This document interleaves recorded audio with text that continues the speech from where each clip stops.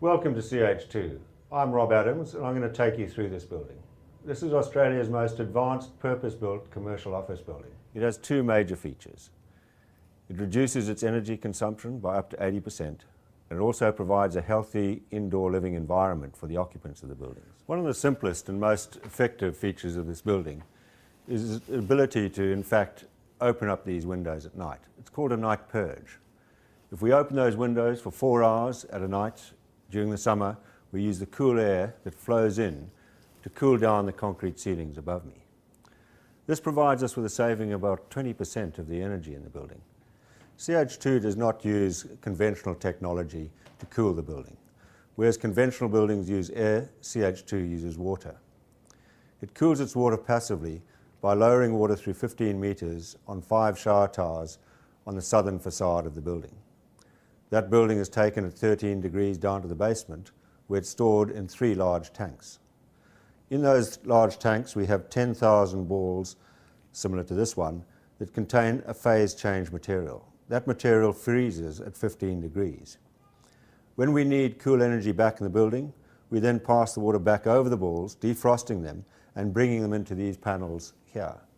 The water then drops cool air back into the volume, making the indoor air environment the correct temperature.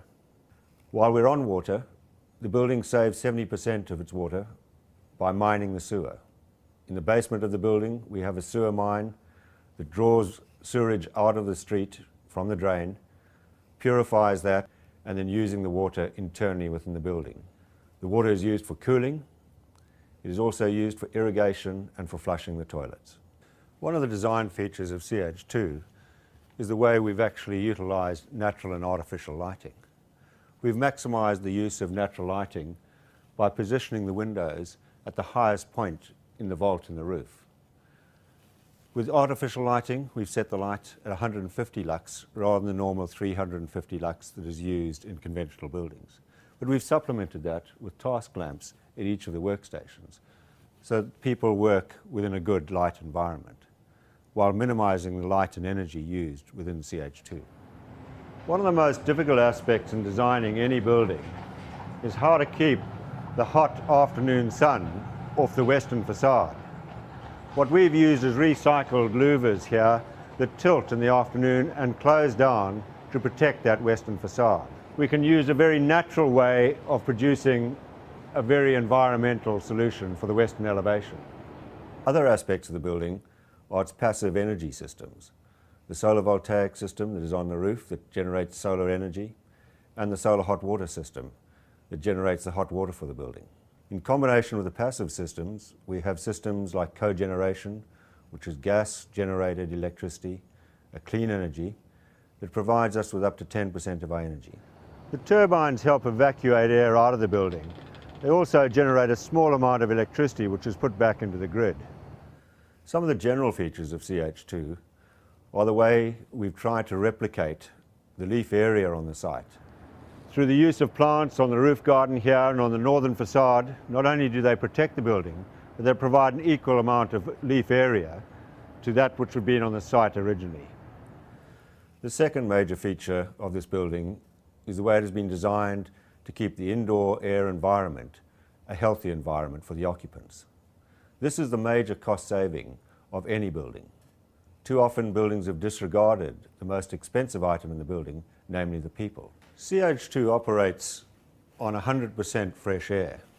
The fresh air is drawn down from the roof of the building, down these ducts, which look like the wall behind me, and under the floor and rise up through registers in the floor. The temperature of the air is 21 degrees and my body and the computer heats up that air and allows it to warm and rise. As it warms and rises, it exits via the slots between the concrete ceilings here and is carried down in the belly of those, which is a duct, to the northern facade where it's evacuated out at the roof. We get 2 air changes every hour. This has been shown to contribute to about a 10.9% improvement in productivity and well-being, equal to over $2 million a year in savings to the council. 2 other aspects that provide a healthy indoor environment are the use of plants. In the building, there's one plant for every occupant of a floor of the building. They help clean the air and add a refinement to the air quality. It's interesting to note that in conventional buildings, these plants would need to be changed every 2 months. But the plants in CH2 have been going for 18 months and are still in a healthy condition. Another aspect are the materials we've used in the building. None of the materials have any off-gassing. They are natural and have been in many cases recycled from a previous life. This means that you're not getting added to the air impurities that give people headaches and make them feel uncomfortable in the working environment. The carpets are recyclable, and there's been no excessive use of paint within the building, and most of the materials have been kept natural. The question often asked is, how much does all of this cost? Well, the building cost $52 million to build, and about $11 million of that was used for the environmental and indoor air quality features. The payback period on that is quite interesting.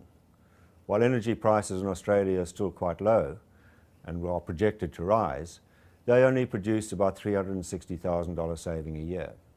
But the major saving comes from the indoor living environment.